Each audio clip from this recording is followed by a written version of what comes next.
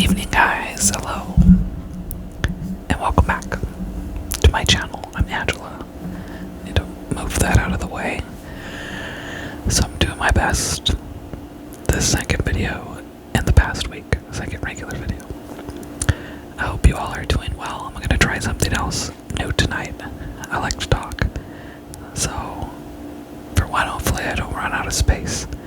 I can't see what's on there. And somebody, my little helper, downloaded a whole bunch of games because I cleared up some space. And I have a few friends and coworkers that keep telling me, you need to read the Reddit stories on your channel. You have to read it. It's awesome. It's popular. You gotta do it. Somebody's looking at me. So my interruption was my helper. She's handing me something. She wants me to show you guys this. So this is from 2002. A long time ago. It's my SpongeBob Barbie. And I had it in a closet and I got it down so she could see it. It's still in its original box, even though the box is messed up. But for some reason she wanted me. Oh, can you wave hi? Yeah, go ahead. You can put your hand in there. She wanted to wave hi. So there's that. You guys can see this SpongeBob Barbie. And then I will continue with what I was going to tell you guys. And I can't get this just right, so I'm not like, or I don't know. Okay, it's probably better. So, a bunch of people have been telling me read the Reddit stories. Oh, and they already met Stripe. Yeah, they have. Okay. I have to show them that. Okay. This was in a Happy Meal. Okay. Hopefully my helper will go back to what she was supposed to be doing. Because I told her after she does and after I'm done, we can watch a Mr. Beast video. Okay, I'm back. So, my helper really wanted help, but I keep getting told to read this Reddit stuff. So I found one. I was looking for something that said it was like hot, like popular, I guess. And I found one. Oh, also here's this button that she made.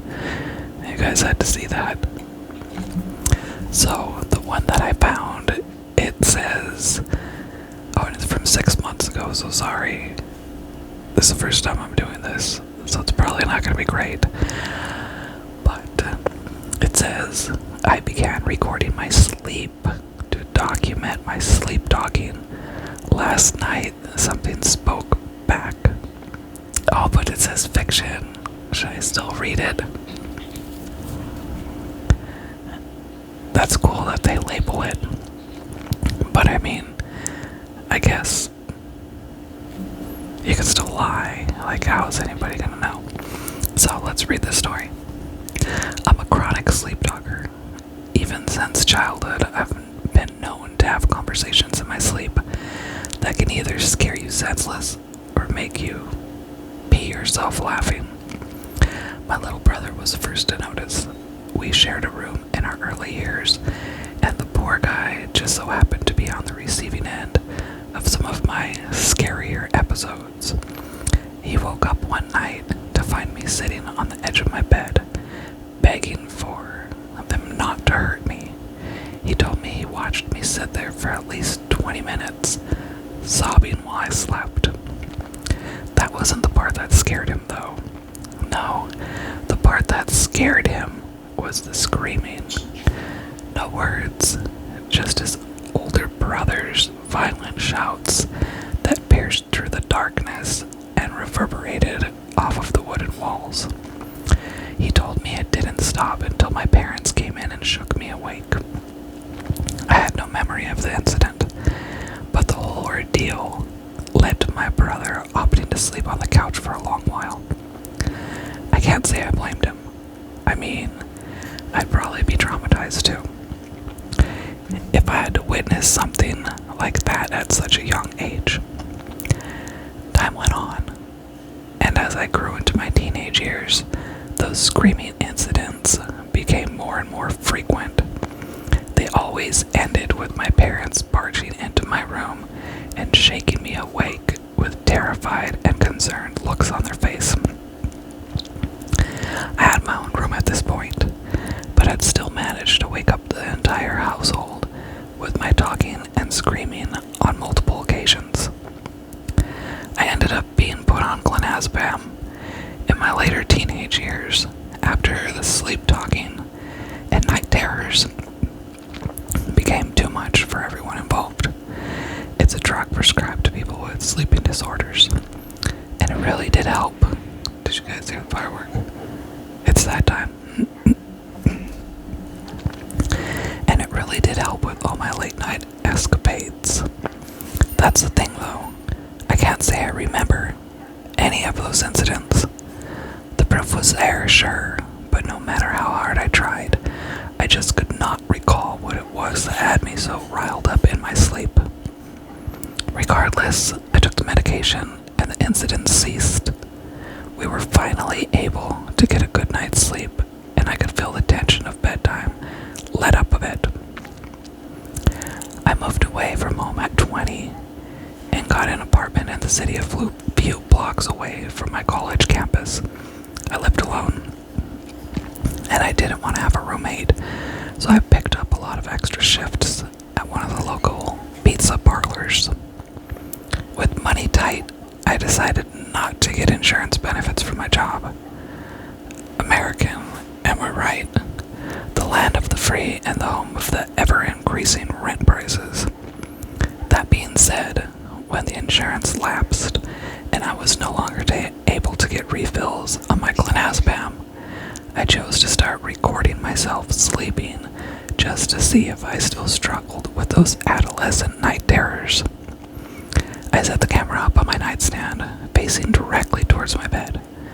I'd hit the record button every night and skim through the results the next day. For the first week or so, I didn't notice anything abnormal. Maybe some light tossing and turning, but nothing to really bat an eye at. However, at around day 9 or 10, things began to take a turn. I noticed that I was turning wildly in my bed, flopping around like a fish out of water. It looked like I was awake, throwing myself around frustratedly, though I knew for a fact that I'd slept through the night. My eyes never opened once. On day 11, the talking came back. It was garbled at first, just a jumbled mess of words that didn't make any sense. However, as the night progressed, the words began to string together. "I can't do it again," I cried, clear as day. "Please don't make me do it again." I began to shake my head viciously back and forth. I looked possessed, like I was shaking thoughts from my brain. Suddenly, the shaking ceases, and I began to scream repeatedly. I'd run out of breath and began screaming again. It was loud enough to make me recoil from my phone screen as I threw it to my bed. The screaming stopped, and ever so slowly I reached down to pick my phone back up and found that I was now silent and still. I stared at the screen, horrified. It was at this moment that I decided I would definitely do what I had to do to get my medication back. It was worded a little weird in there. He decided that he definitely had to do what he had to do. It was a process, but eventually I worked up to a higher paying position at the pizza parlor and was finally able to actually afford my insurance. While I waited for the card to come in the mail, I continued to record myself. The sleep talking continued, as well as the night terrors and screaming. But as always, I could never remember what set me off into such a state. Last night, the final night before my insurance card was set to arrive, I caught something that has me praying that the card gets here on time. At first, it seemed like it'd be a quiet night. No talking, no fumbling around in bed, just light, rhythmic breathing. However, at around 4 in the morning, that breathing became sporadic. It looked like I was gasping for air as I clawed at my neck and chest, crying loudly. Suddenly, everything became still, and I shot upright in my bed, my eyes still welded closed, with streams of tears leaking from beneath my clamped eyelids. I muttered 5 words through my sobs. "Why are you doing this?" And from the darkness on the opposite side of my bed came a voice so evil, so demonic, so foreign, that it made my heart fall to my stomach as I felt the air leave my lungs. "You know why?" it growled. As soon as the last words escaped the lips of the invisible thing, I let out the loudest scream that I had recorded yet. I began kicking and flailing, screeching like a lunatic before seemingly shoved back down to my pillow. There were no more disturbances after that. I know, because I couldn't take my eyes off the screen. I couldn't even find it in myself to skim through the footage. I watched as the sun began to peek through my curtain, waking me from my slumber. And that's when I grabbed my phone and ended the video. I have no idea what I've done to deserve this. I have no idea why this is a nightmare that I'm plagued with. But more importantly, I have no idea what that nightmare even is. All I know is that insurance card better arrive on time. So that's kind of creepy. I know it's not real. And then he says, "I hope you all enjoy." The next person says, "That was amazing, gave me cool chills. Scariest part is that I've had dying residents do something similar. We had one that screamed like that for days until she died." Yeah, there are other people saying that they've seen that stuff. And that's actually interesting that I found that story, because I have issues sleeping. I had night terrors, maybe like 10 years or so ago, and I don't know, I think it was just from the stress from the week, and it felt like I was gonna have a heart attack, because I couldn't do anything. I was like paralyzed, just stuck, and it only happened a few times, but enough to like really freak me out. And I had thought about recording myself sleeping to see what I did. Like, how much did I toss and turn? I really wanted to understand, like, how many times I woke up, because I don't think I get the world's best sleep, but also, if I sleep the whole night through and don't wake up, I wake up more tired than I do if I wake up like once or twice. I don't know how that makes sense. So that's really interesting that I came across that story, regardless of the fact that it's not true. And I never did record myself. One of my friends freaked me out, which I know we shouldn't believe in it, whatever. But he said something similar about, yeah, what if you hear somebody else that's not there? Then I was like, nope. Because I have heard something in my house before. It was when I first moved in. So, the house that I'm living in, for some reason, I don't know, I think in part it was the biggest backyard that I've ever had. And it's not huge. I'm on like a quarter of an acre total, like the total lot. And I have a small house, but I parked in front of it a couple times before I was able to actually look at it and put in my offer. And I absolutely had to have this house. It's a fixer-upper. I am probably never going to be able to do all the work that it needs. Like, it works. The roof is good. I have the really important stuff taken care of, but then I need new doors doors. I still need one more window, but I'm saving up so I can get a greenhouse window for the kitchen. So there's some very specific things that I want, and I don't want to settle, because I did settle with some other stuff because of the price. But when I first moved in, I was alone, and I had everything in the living room. So my bed was in the living room, like everything. I just shoved it in the living room because I wanted to finish scrubbing the house and paint and do all that stuff before I situated the other rooms.